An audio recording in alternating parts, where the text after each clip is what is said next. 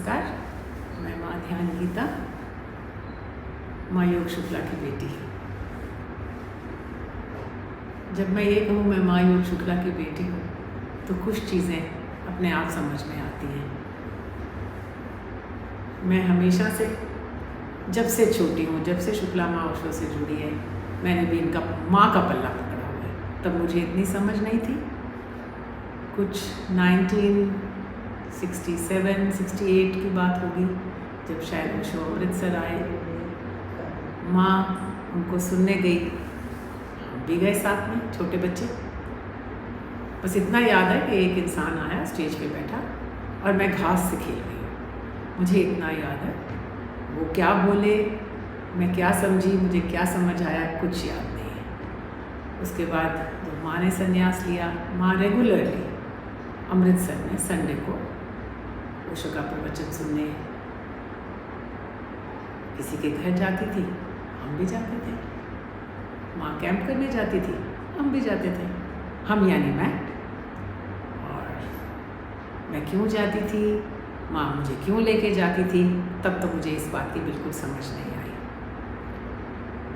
कुछ वर्ष पश्चात मेरा पूना जाना हुआ। एक फौजी से मैरिड हूँ। हमारे लिए वो क्षेत्र रिस्ट्रिक्टेड था, वहाँ जाने के लिए अनुमति लेनी होती थी, पर मुझे नहीं, मेरे हस्बैंड को। तो माँ छुट्टियों में पूना आई, हम भी पूना आश्रम में चले गए देखने के लिए कि आश्रम में क्या है क्या नहीं है।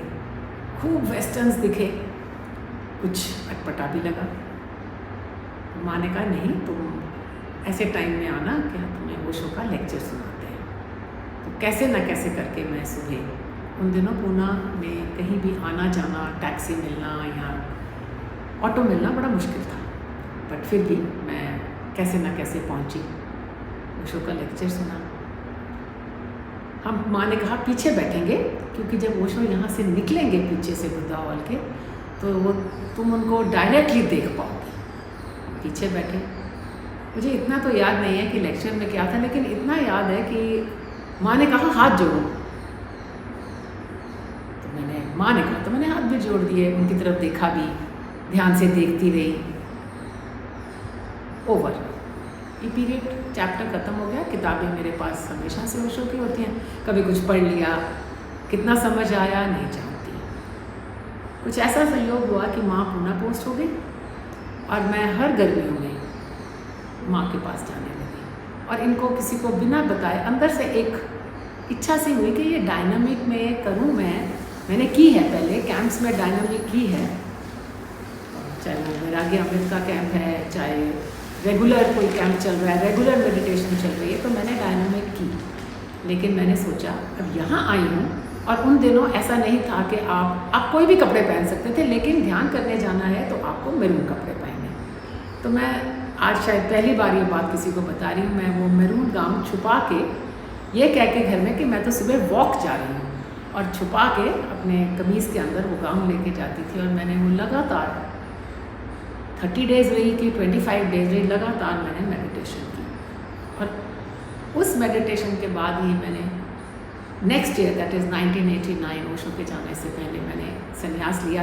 कितने सालों का गैप था, शायद परिवार में रहने से, या ऐसा कहूँ मैं कि इस तरफ रुझान ना होने से। ध्यान भी किया, ओशो को पढ़ा बहुत, लेक्चर बहुत सुने, कैंप भी अटेंड किए, लेकिन संन्यास हुआ 1989 जून में। उसके बाद फिर मुड़े नहीं, ओशो के साथ ही बस गई। बहुत कुछ सीखा, उस आश्रम में काम किया, उस आश्रम में रहे। एक अलग दुनिया, एक अलग ज़िंदगी, एक अलग नज़रिया मिला। इस ओशो नाम के आचार्य रजनीश, भगवान रजनीश कह लें, उनके साथ जुड़कर दुनिया को देखने का नज़रिया बदला। शायद हम ओपन हुए, छोटे शहर के लोग, हम अपने आप ओपन हुए, एक्सेप्ट करना शुरू किया, और उसके बाद फिर कभी मुड़े नहीं। फिर लगातार ओशो को देखते रहे, सुनते रहे, पढ़ते रहे। और जब भी, अब तो चंडीगढ़ में है, तो अब रेगुलर कैंप तो करते नहीं, लेकिन माँ के यहाँ ज़रूर आते हैं। कुछ ओशो की सीखी हुई टेक्निक्स है, लोगों को बताते हैं। लोगों को, मुझे जो हेल्प मिली है, शायद मेरा नज़रिया बदला ज़िंदगी को जीने का। इससे ज़्यादा मैं शायद कहने के काबिल नहीं हूँ या मैं अपने आप को इस लायक नहीं समझती, पर ज़िंदगी बड़ी खुशनुमा है। उनको मिलने के बाद बहुत एक्सेप्टेंस है, तो उस एक्सेप्टेंस में life is beautiful. Thank you.